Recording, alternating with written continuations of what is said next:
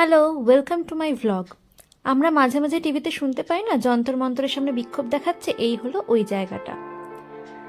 তারপরে এইটা হলো জনপথ রোড বা প্যারেড রোডও বলে। যেই প্যারেডগুলো হয় সেগুলো হয় এখানে। 15ই আগস্ট, 26শে জানুয়ারি এখানে খুব ভিড় হয়। এই যে একদম এই সোজা রাস্তা হলো প্যারেডের রাস্তা। যন্তর মন্তর থেকে বেরিয়ে আশেপাশের সব বিখ্যাত জায়গাগুলি দেখতে দেখতে আমরা এগিয়ে চলেছি ইন্ডিয়া গেটের দিকে। এই রাস্তার দুদিকে বিভিন্ন তদন্তকারী সংস্থার অফিস, বিভিন্ন ট্রেনিং ইনস্টিটিউট, যেমন এয়ারফোর্সের ট্রেনিং, মিলিটারি ট্রেনিং, তারপরে বিভিন্ন এমপিদের বাসভবন, অফিস, বিভিন্ন কিছু দেখা যায়।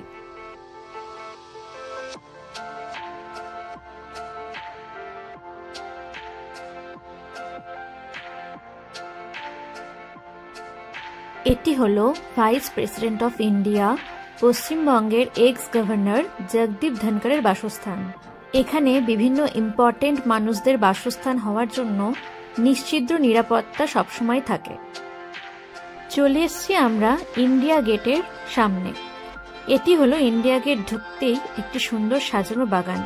ওই যে সামনে দেখা যাচ্ছে ইন্ডিয়া গেট।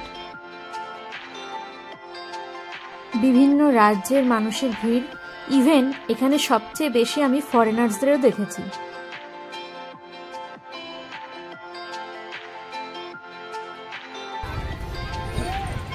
হ্যাঁ, আজকে 11ই নভেম্বর আমরা দিল্লিতে ঘোরাঘুরি করছি। এর সঙ্গে এগিয়ে চলেছি ইন্ডিয়া গেটের প্রান্তে। ইন্ডিয়া গেটের পিছনেই দেখতে পাচ্ছি এখান থেকে নেতাজি স্ট্যাচু। খুব বেশি পুরাতন না, 1 বছর আগে ওটা উদ্বোধন হয়েছে। আমরা সবাই দেখেছি, সে দৃশ্যাবলী খুব সুন্দরভাবে এখান থেকে দেখা যাচ্ছে। এখানে আমি ইন্ডিয়া গেটের একবার 360 ডিগ্রি ভিউ দিয়ে দিলাম সামনে থেকে। ইন্ডিয়া গেট হলো ব্রিটিশদের দ্বারা তৈরি করা একটি ওয়ার মেমোরিয়াল।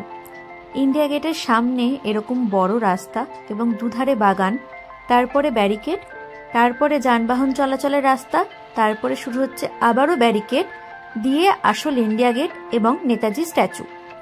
এই রাস্তাটার আসল নাম কর্তব্য পথ।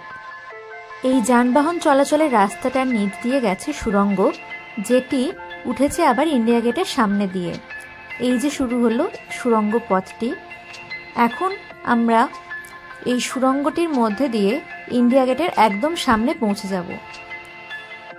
দিল্লির বেশিরভাগ প্রাচীর, স্থাপত্য, রাস্তাঘাটের পাশে সবসময় এই লাল পাথরের আধিক্য বেশি চোখে পড়ে। এই যে শুরু হলো সুড়ঙ্গ, সুড়ঙ্গটির দেওয়ালেও কিন্তু খুব সুন্দর ছবির মাধ্যমে ফুটিয়ে তোলা আছে অনেক কিছু গল্প। এই গল্পের কথা আমি বলছিলাম, সেটি হলো এটা ডেভেলপমেন্ট, এটির নকশা, এটির সামনে জলাশয়ের ছবি, এটি পুরনো কেমন ছিল, এটার ইতিহাস, নতুন কেমন হলো, এটার নকশা খুব ভালোভাবে আঁকার মাধ্যমে এখানে বর্ণনা করা আছে, লেখার মাধ্যমে বিবরণী দেওয়া আছে। এটি যখন তৈরি হচ্ছিল সেই সময়কার নির্মীয়মান ছবি, এটার আগে কি আছে, এটার সামনে কি আছে, সবকিছু নকশার মাধ্যমে, ছবির মাধ্যমে, গল্পের মাধ্যমে এখানে বিবরণী করা আছে। আমরা 11ই নভেম্বর গেছিলাম ইন্ডিয়া গেটে। সেই দিনকে ইন্ডিয়া গেটে এত এত স্কুলের ছাত্রছাত্রীদের মেলা দেখেছি। নানান স্কুলের ছাত্রছাত্রী, তারা ক্যামেরা দেখে হাই হ্যালোও করছে, কিন্তু একসাথে এত স্কুলের ছাত্রছাত্রীদের যে কেন দেখা গেল জানি না, তবে খুব ভালো লাগছিল কচিকাচাদের দেখে। এখানে শেষ হয়ে গেল সুড়ঙ্গ পথটি। এবার এখান দিয়ে উঠে আমরা সামনে ইন্ডিয়া গেট দেখতে পাবো। এই যে ইন্ডিয়া গেটের এদিকেও কত সুন্দর বাগান। একদম ইন্ডিয়া গেটের সামনে চলে এসেছি। ওই যে বলছিলাম না অনেক ছাত্রছাত্রীদের দেখা যাচ্ছে, এই যে ইন্ডিয়া গেটের সামনে আমরা 3 জন। দিল্লিকে যেটা দিয়ে চেনা যায়, যেটা এতদিন বইয়ে দেখেছি, সোশ্যাল মিডিয়ায় দেখেছি, সেই ইন্ডিয়া গেট এখন আমাদের সামনে। কি সুন্দর না ইন্ডিয়া গেটটা দেখতে। আশেপাশের বাগানটাও খুব সুন্দর সাজানো। চলে এসছে একদম ইন্ডিয়া গেটের সামনে।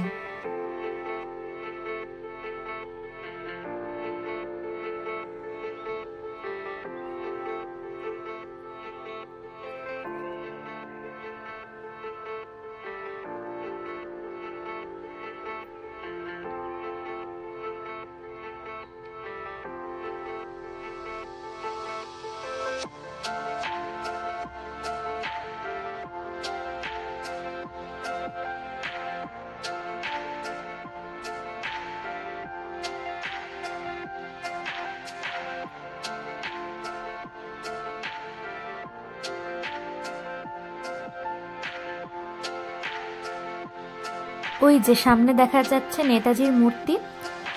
নেতাজির মূর্তির কাছে যেতে গেলে আমাদের এই বাঁ দিক দিয়ে বা ডান দিক দিয়ে রেলিংয়ের পাশ দিয়ে যেতে হবে। এখন আমরা যাচ্ছি নেতাজির মূর্তির একদম সামনে। এই যে রেলিং বরাবর সোজা গিয়েই নেতাজি মূর্তিটাকে দেখা যাবে। রেলিংয়ের বাঁ পাশে ডান পাশেও কি সুন্দর বাগান করা আছে, খুব সুন্দর ফুল ফুটে আছে সেখানে।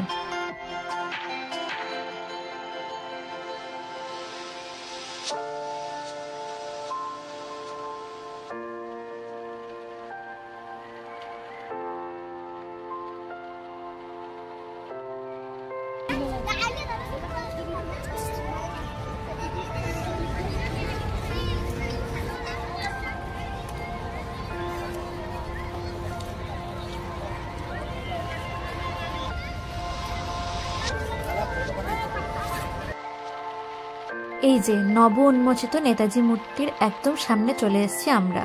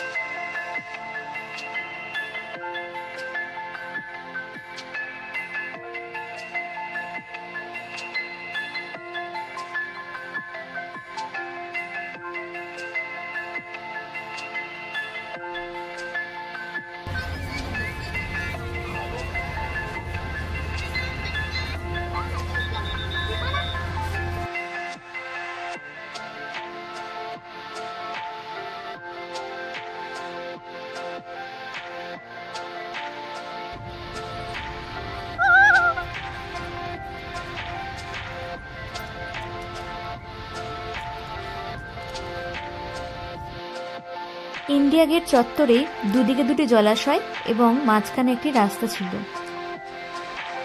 আমরা ইন্ডিয়া গেটে উপস্থিত হয়েছি।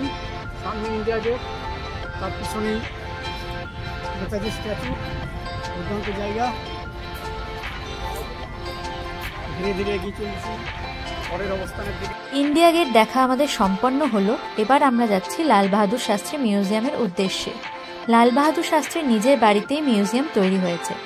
মিউজিয়ামে তার ব্যবহার্য বিভিন্ন জিনিস ছিল, তার বিভিন্ন রকমের ছবি, আসবাবপত্র ইত্যাদি ইত্যাদি সব কিছু ছিল। ভেতরে ভিডিও করা অ্যালাউ নয় বলে আমি ভিডিও করতে পারিনি, তবে আমি অনেক কিছু ছবিও তুলে এনেছি।